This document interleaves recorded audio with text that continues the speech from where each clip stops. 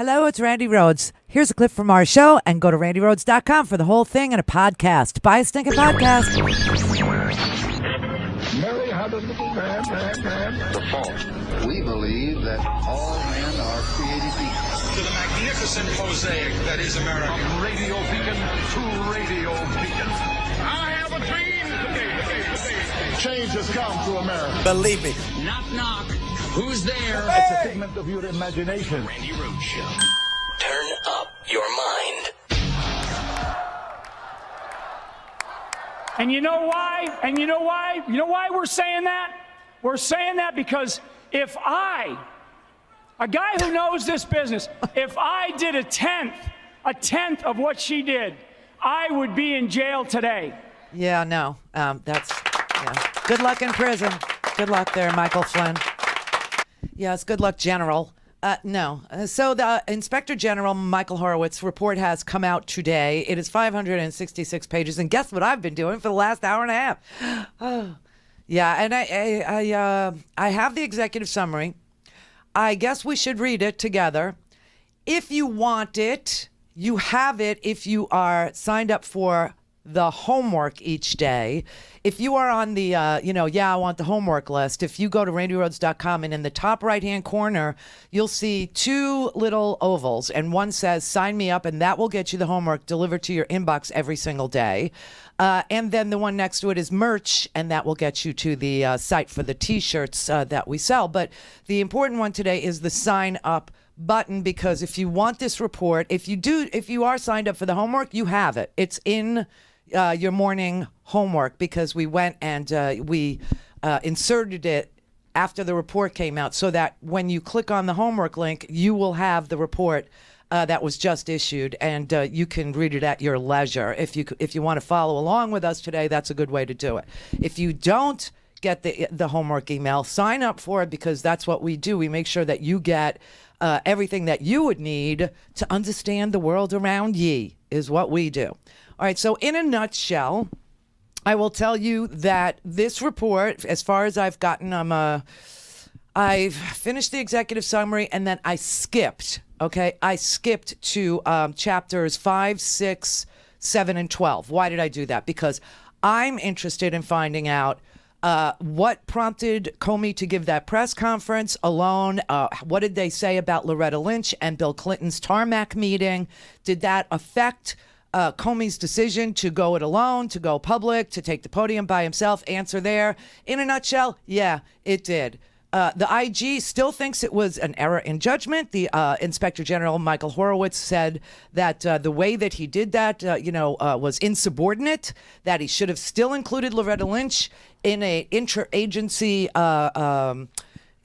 briefing, to at least tell the Department of Justice, at least tell the Attorney General, Loretta Lynch at the time, that he was going to give this press conference, because the truth now we know is that Comey didn't tell anybody at the DOJ that he was going to give this press conference, saying that Hillary Clinton, while careless, no reasonable prosecutor would have prosecuted her for any violation, right? And so he only told Loretta Lynch, he only told Sally Yates, he only told them after he had notified the press that he was giving a press conference. What's interesting, though, is Loretta Lynch, because she knew she was compromised by that Bill Clinton tarmac meeting, Loretta Lynch didn't say, and what did you find? Or are you going to be including me? She didn't say anything. She didn't ask him any questions about, what he was going to say or what he found, or she asked nothing. So he kind of felt like he didn't need to tell her anything because she wasn't asking anything. The Inspector General, Michael Horowitz, said, no, we still think it was an error in judgment that he gave that press conference, and that when Comey said that he had a choice between two doors, one was conceal, the other one was transparency, and he chose transparency because he felt that, according to the way the election was moving along, that if Hillary Clinton won, which he thought she would, it would create an illusion that she was an illegitimate president. And so this is why he said he decided on transparency. Now, the IG, the Inspector General of the Justice Department, Michael Horowitz, found that Comey did make that decision in error, but that there was absolutely nothing that showed political bias or that Comey did this because of politics. This is what it says, quote, "We found no evidence that the conclusions by department prosecutors were affected by bias or other improper considerations. Rather, we concluded that they were based on the prosecutor's assessment of facts," that's Comey, "the law, and past department practice." Basically, what the IG is saying is there is no deep state. Okay, there just isn't. And that what happened here affected Hillary Clinton negatively, not Donald Trump. Got it? Good. Because that's what he found. Now, with regard to Strozak and Page, that's much more complicated. The IG did not find that Strozak was without bias, okay? And we can go through this whole thing. But let's deal with whether or not Hillary, should be locked up or she committed crimes or anything else. The Inspector General said, no. She didn't do anything that was prosecutable, nothing at all. It was sloppy. He also found that not only did she use her personal server for official business, but so did James Comey. So did Strozak. So did Page. So did so many employees at the FBI that he didn't even name all, just the ones that he found in that they were all violating, they were all violating government rules about using private email servers to, forward work emails so that they would remind themselves at home what went on at work, or forwarding things to each other. So, and they were doing it off FBI servers. And he said, this is just, it's a mess. He said, we found that Strozak used his personal email accounts for official government business on several occasions, including forwarding an email from his FBI account to his personal email account about the proposed search warrant. Now, this is important. This is why I picked him. But they also say Comey used a personal email account to conduct unclassified business. They also say that we identified numerous FBI employees at all levels of the organization that used their private emails in tandem with their office emails, and that FBI policy strictly limits the employees who are authorized to do this and also to speak to the media. And they found that almost everybody was speaking to the media. It was just, it's something that always goes on. It says, we identified numerous FBI employees at all levels with no official reason to be in contact with media, who were, nevertheless, in frequent contact with reporters. Attached to this report, as attachments E and F, are two link charts that reflect the volume of communications that we identified between FBI employees and media representatives in April, May, and October 2016.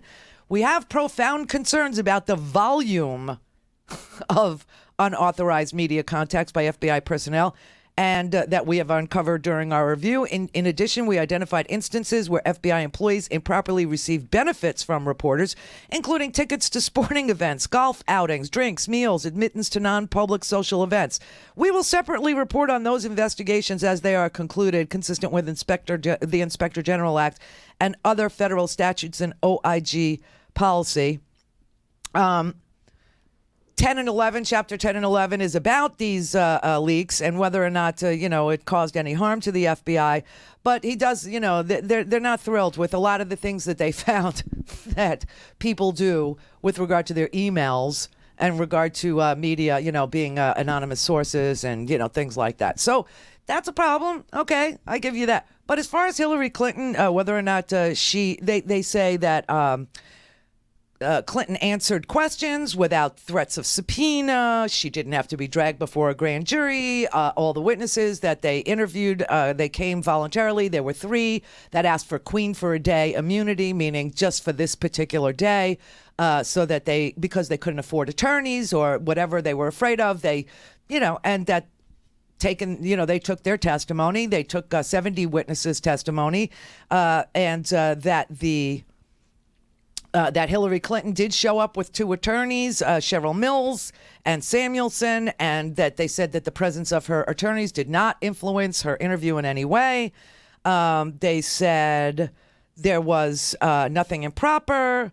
They said it might not have been an ideal choice, but it wasn't an improper choice.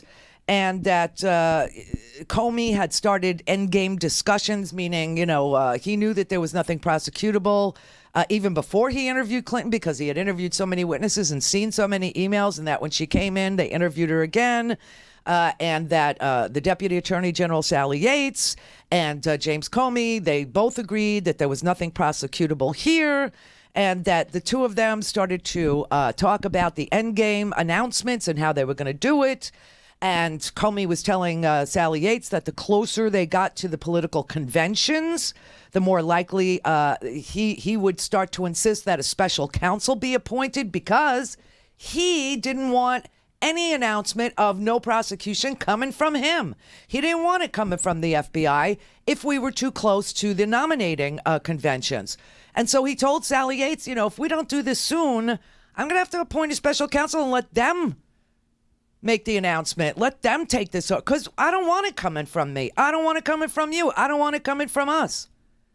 And so he did not find, there was no evidence found that he ever seriously considered using a special counsel, but he used a threat of getting a special counsel to induce the department to move more quickly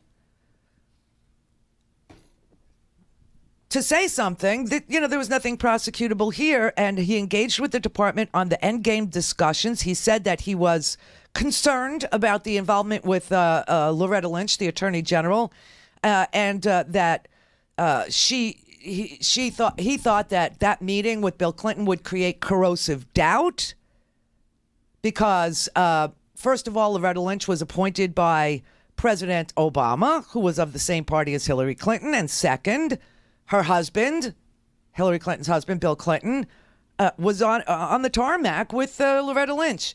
The IG said that after taking testimony from both people, he understands and believes that they didn't discuss anything in connection with Comey's investigation into the emails, but that Loretta Lynch testified, according to this, that it went on way too long. She didn't want him on the plane. She thought it was bad.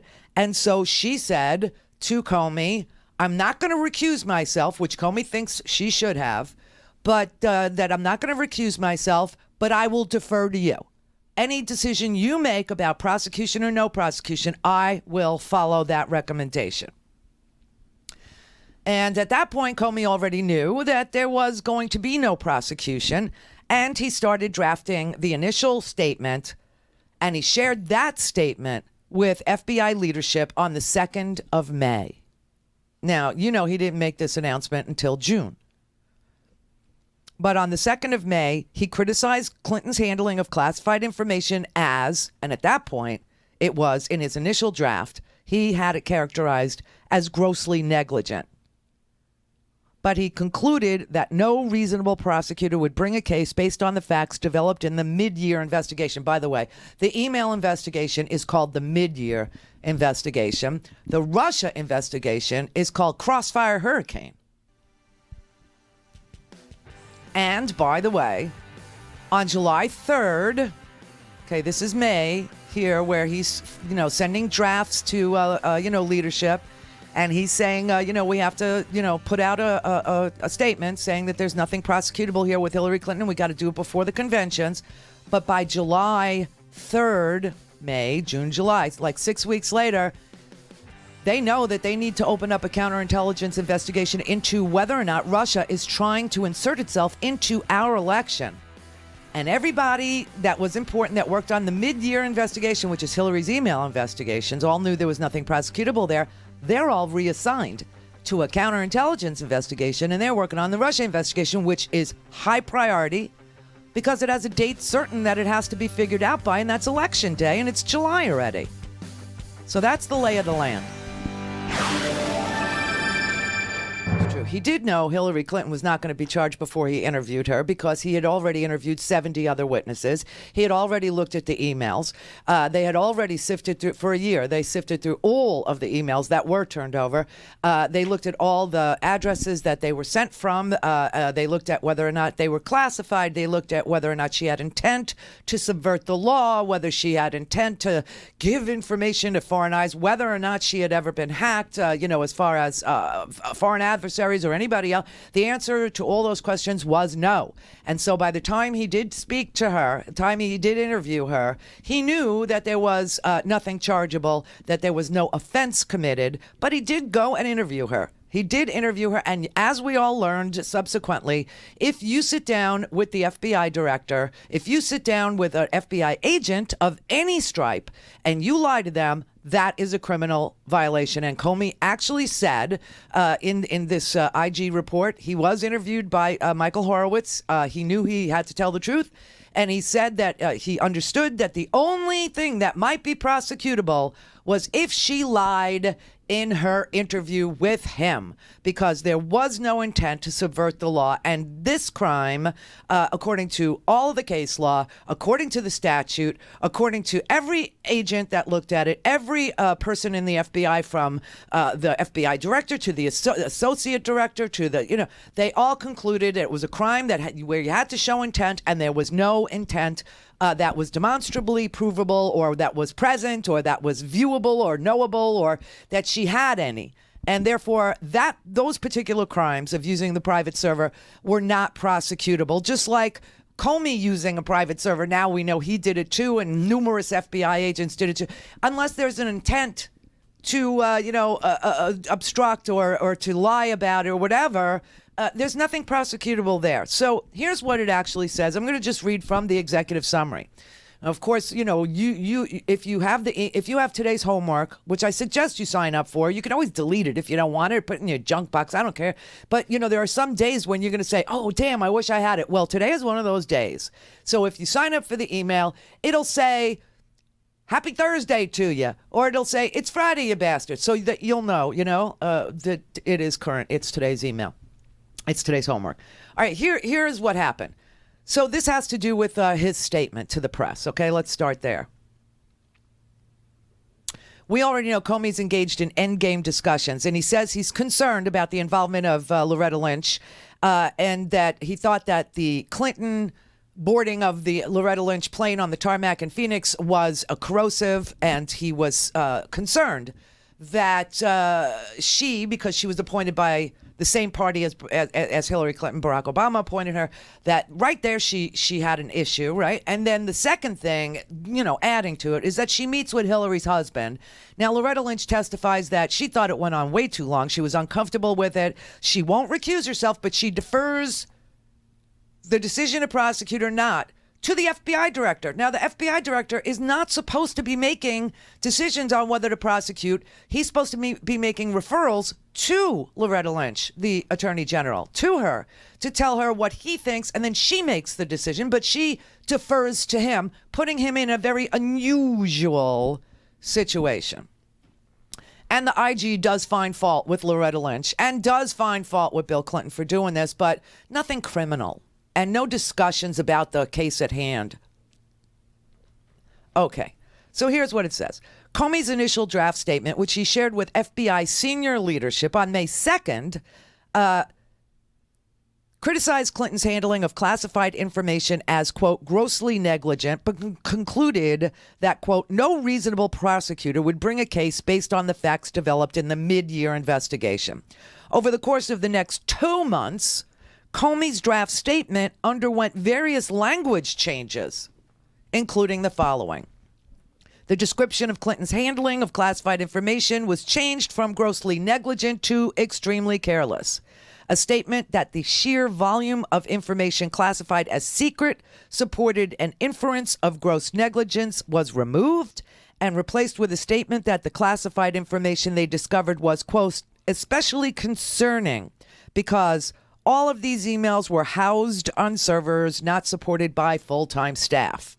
A statement that the FBI assessed that it was, quote, reasonably likely that hostile actors gained access to Clinton's private email server was changed to possible.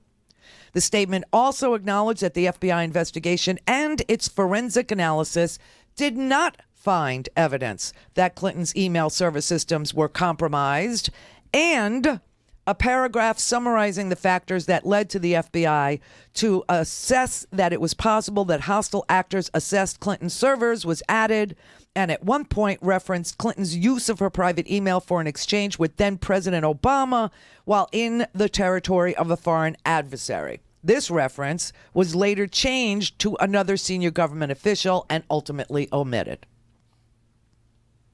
So he had this draft that was more severe than what we ended up with. And a lot of people, looked at this and 2 months of changes and inserting and taking out and blah, blah, blah. Okay. Each version of the statement criticized Clinton's handling of classified information. Comey told us that he included criticism of former Secretary Clinton's uncharged conduct because unusual transparency was necessary for an unprecedented situation, and that such transparency, quote, was the best chance we had of having the American people have confidence that the justice system works.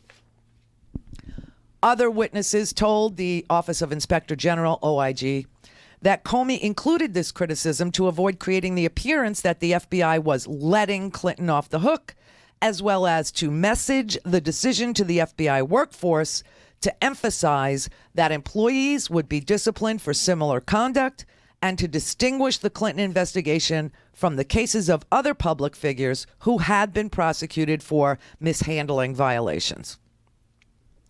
He talks about the tarmac meeting. That happened on June 27th of 2016. On June 27th, 2016, Lynch met with former President Clinton on Lynch's plane, which was parked on the tarmac at a Phoenix airport. This meeting was unplanned, and Lynch's staff told the OIG, Office of, we're just going to say OIG, okay? It's the Inspector General, okay? Office of Inspector General. They received no notice that former President Clinton planned to board Lynch's plane.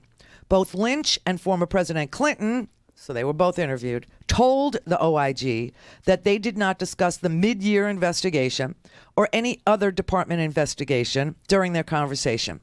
Chapter 6 of our report describes their testimony about the substance of their discussion. Lynch told the OIG that she became increasingly concerned as the meeting, quote, went on, and stated, quote, that it was just too long a conversation to have had, end quote.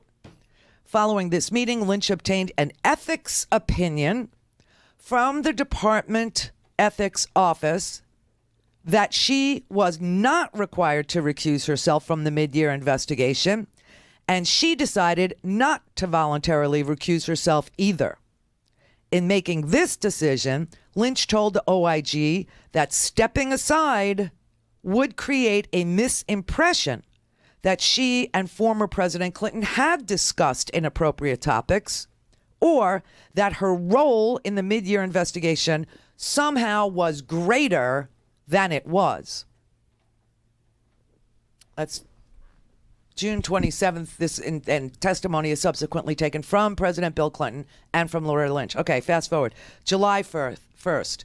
During an interview with a reporter, Lynch stated that she was not recusing from the mid-year investigation, but that she, quote, fully expected to accept the recommendation of the career agents and prosecutors who conducted the investigation, as is the common process, end quote. Then, in a follow-up question, Lynch said, quote, I'll be briefed on the findings and I will be accepting their recommendations. Everybody remember that? Okay, I do. Lynch's statement created considerable public confusion about the status of her continuing involvement in the mid-year investigation. Although we found no evidence that Lynch and former President Clinton discussed the mid-year investigation or engaged in other inappropriate discussion during their tarmac meeting, we also found that Lynch's failure to recognize the appearance problem created by former President Clinton's visit and to take action to cut the visit short was an error in judgment. We further concluded that her efforts to respond to the meeting by explaining what her role would be in the investigation going forward created public confusion and did not adequately address the situation. Comey told the OIG, this is, the Inspector General, that he was, quote, 90% there and highly likely to make separate public statements prior to the tarmac meeting, but that the tarmac meeting tipped the scales toward making his mind up to go forward with his own public statement. So you know now why Comey did it. Was it the right thing to do? Well, according to the Inspector General, no. Comey acknowledged that he made a conscious decision not to tell department leadership about his plans to make a separate statement because he was concerned that they would instruct him not to do it. He also acknowledged that he made this decision when he first conceived of the idea to do the statement, even as he continued to engage the department in discussions about the end game for the investigation, which had been going on for 2 months at that point. July 5th, okay, Comey admitted that he concealed his intentions from the department until the morning of his press conference on July 5th and instructed his staff to do the same, to make it impracticable for department leadership to prevent him from delivering his statement. We found that it was extraordinary and insubordinate for Comey to do so, and we found none of his reasons to be a persuasive basis for deviating from well-established department policies in a way intentionally designed to avoid supervision by department leadership over his actions. On the morning of July 5th, 2016, Comey contacted Lynch and Yates about his plans to make a public statement, but did so only after the FBI had notified the press that the department, in fact, the department first learned about Comey's press conference from a media inquiry rather than from the FBI. When Comey did call Lynch that morning, he told her that he was not going to inform her about the substance of his planned press statement. While Lynch asked Comey what the subject matter of the statement was going to be, Comey told her in response it would be about the mid-year investigation. She did not ask him to tell her what he intended to say about the mid-year investigation. We found that Lynch, having decided not to recuse herself, retained authority over both the final prosecution decision and the department's manager of the mid-year investigation. As such, we believe she should have instructed Comey to tell her what he intended to say beforehand and should have discussed it with Comey. She didn't ask him. She didn't tell him not to do it. Now, the late, informing her so late, meaning he'd already called the press, that's what they considered insubordinate. But when he did tell her, after he notified the press that he was going to have a press conference and he was going to talk about the end of the mid-year investigation, the Clinton email investigation, she didn't ask him and she didn't tell him not to do it. So that's why he didn't do anything prosecutable. That's why he didn't do anything wrong. I mean, the IG found him insubordinate, which is a big word, but nobody complained. His superior never said, don't do it, cancel it. She deferred to him. Comey's public statement announced that the FBI had completed its mid-year investigation, criticized Clinton and her senior aides as extremely careless in their handling of classified information, stated that the FBI was recommending that the department decline prosecution of Clinton, and asserted that, quote, no reasonable prosecutor would prosecute Clinton based on the facts developed by the FBI during its investigation.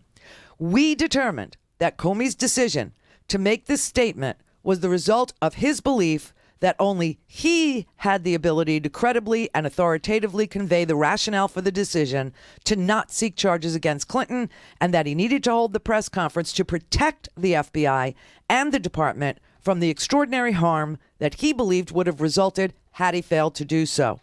While we found no evidence that Comey's statement was the result of bias or an effort to influence the election, we did not find his justifications for issuing the statement to be reasonable or persuasive. We concluded that Comey's unilateral announcement was inconsistent with department policy and violated longstanding department practice and protocol by, among other things, criticizing Clinton's uncharged conduct. They found fault with him laying out criticism and not charging. They think he should have just said, no charges, thank you, good night. We also found that Comey usurped the authority of the Attorney General, even though the Attorney General was notified, yes, at a late date, but did not say don't do it, did not instruct him to not, didn't ask what the findings were, didn't ask to be briefed, didn't ask, what are you going to say before, nothing. But they said that her authority was still usurped and inadequately and incompletely described the legal position of the department prosecutors. So, I mean, there's more. There's a lot more. There's more about why she wasn't charged, and I'll go over that too. And of course, you'll see that there was no intent to violate the law, and that, prior interpretation of the statute and case law says he was right. Go to RandiRhodes.com for the whole thing and a podcast. Buy a stinking podcast.